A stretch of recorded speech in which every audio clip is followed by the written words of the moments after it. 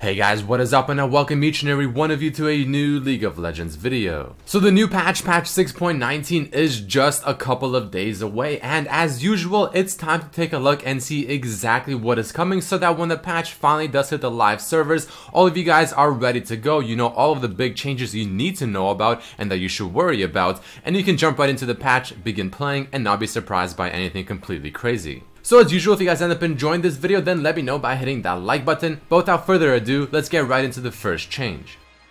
So the very first change we'll be talking about is not going to be a buff or a nerf or just a change to a champion. In fact, it's going to be a change to the store. I'm not sure how many of you have been aware of this, but whenever you buy an item at the store, let's say you buy it at 30% HP as you're healing, if you accidentally buy the wrong one and you press the undo button, it'll sell the item back, you get your gold back, but your HP instantly drops to whatever it was when you actually purchased that item, and you have to sort of sit there and wait for the regeneration once again. This was really annoying, and I mean, whether or not it was a bug or an intended feature is still the question, but the point is that Riot apparently agrees that this was kind of stupid. They're removing it, and apparently now it's going to be working as you would expect it to. So no more of buying the wrong item accidentally while you're still healing, only to press the undo button and watch your HP instantly plummet to back to where it was, maybe around 10, 20 or 30%, and waiting for the heal.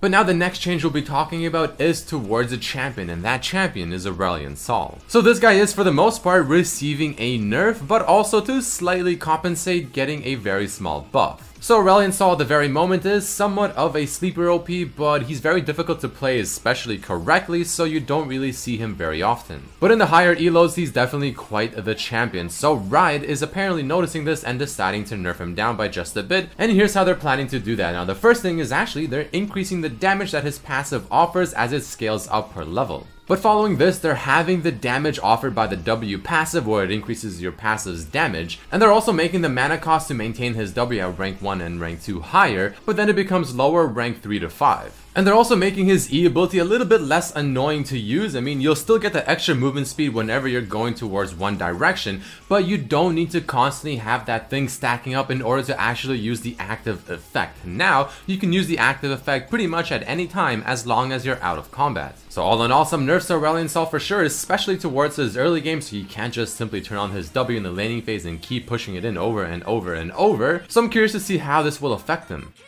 But let's move along to the next champion, Cassiopeia. She has definitely been getting some light upon her for the past couple of patches, and people obviously realizing that, you know what, Cassiopeia is actually very strong. She has a very good laning phase and she scales incredibly well. So it seems like Riot is somewhat agreeing with this and throwing on the nerf hammer this patch. Now, in all honesty, not the biggest nerf in the entire world regardless, because her damage is being completely untouched, but the healing on her E ability is not going to scale based on the level of her E, but instead it'll now scale based on Cassiopeia's actual level. And even once you finally get to level 18, it'll still only heal you for 22 HP rather than the current 25 just from leveling your E ability to rank 5. So when you look at it specifically on this change, then it's a pretty big nerf, but when you look at Cassiopeia as a whole, this one doesn't really affect her as much as you would think, so chances are she's still going to be quite strong.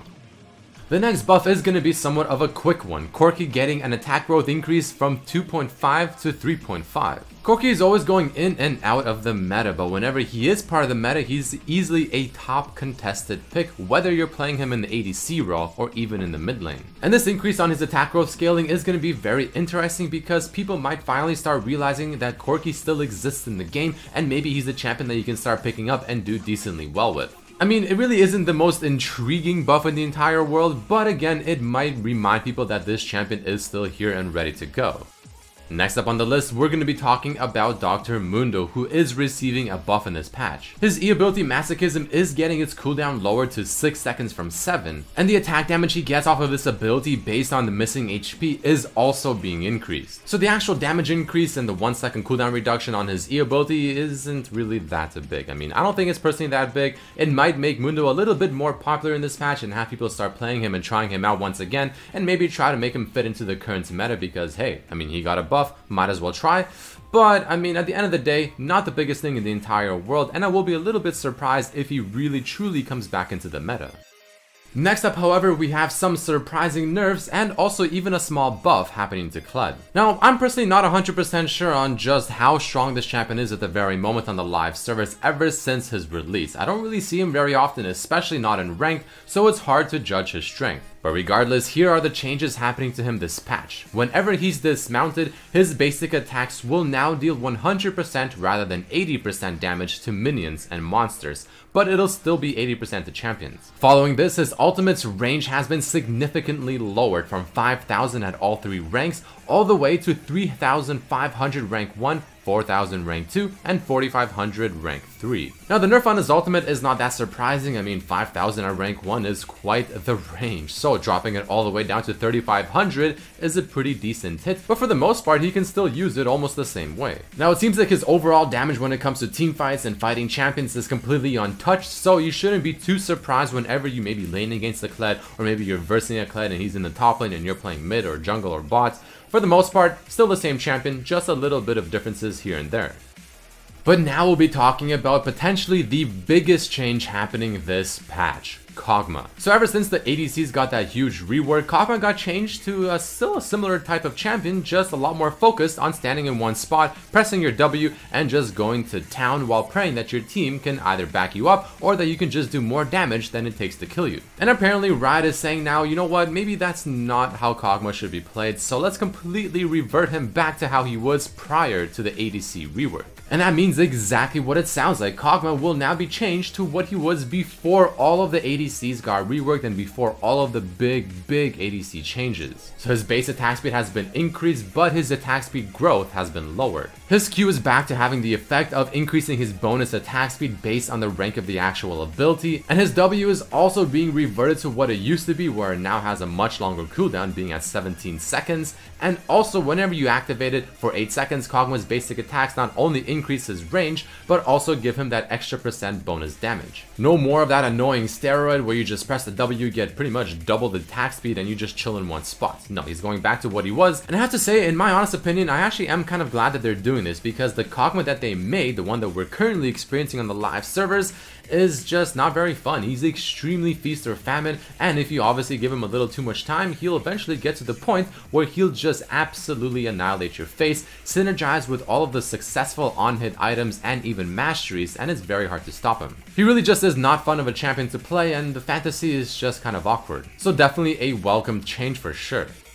Next up, we have everyone's most hated support champion to face, Soraka. Now, she's not receiving some crazy, just out of this world nerfs, but her W, the healing ability, the one we all absolutely despise when facing but love when having her on our team, is getting an increase in its cooldown. Now, the very important thing to note here is the fact that at rank 5, I mean, it's pretty much the exact same cooldown, 2 seconds. However, at rank 1, it's a whopping 4 seconds extra. So this means two things. One, you pretty much kind of have to level her W first unless you really want to delay your overall healing bot potential. Number two, even if you level your W first, your laning phase should still be fairly weaker for the first couple of levels. So if you're ever facing a Soraka in lane, chances are you have to pick some aggressive supports and ADCs and try to abuse them in the laning phase while her cooldown on her W is pretty much double the cooldown.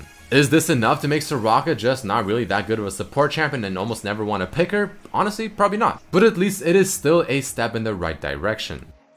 The second last champion we'll be talking about is going to be Twitch, who also is receiving somewhat of a surprise nerf. Now, Twitch is another ADC that I don't see very often, but when I do see him, and if he ever gets even a little bit ahead, he's insanely difficult to stop, and he can, without question, wipe a whole teamfight later on into the game with a combination of his Q, his ultimate, and Runaan's Hurricane. So what's the nerf happening to him this patch? Well, the attack speed bonus after leaving stealth from his Q ability is being lowered by 20% at rank 5, but being the same at rank 1. Clearly more focused towards his late game, not giving him as much teamfight presence as he currently has, where he can just, like I said, instantly wipe a whole fight. Hopefully this will put him in a pretty damn good spot, because for the most part, I mean, it's not that big of a nerf. He's not just completely getting gutted, but it's still a pretty decent nerf regardless.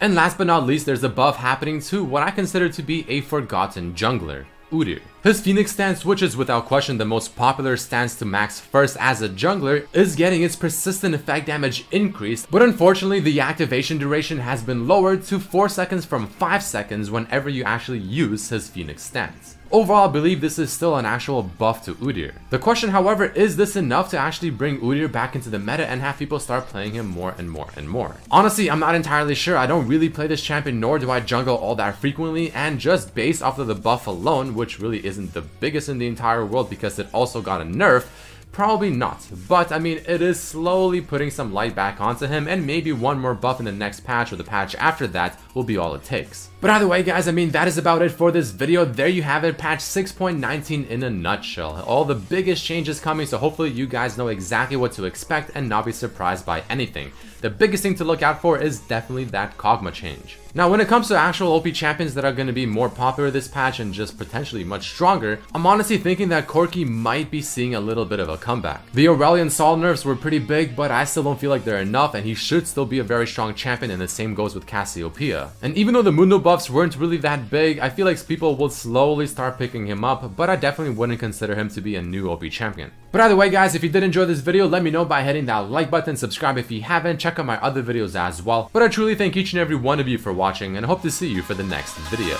Peace.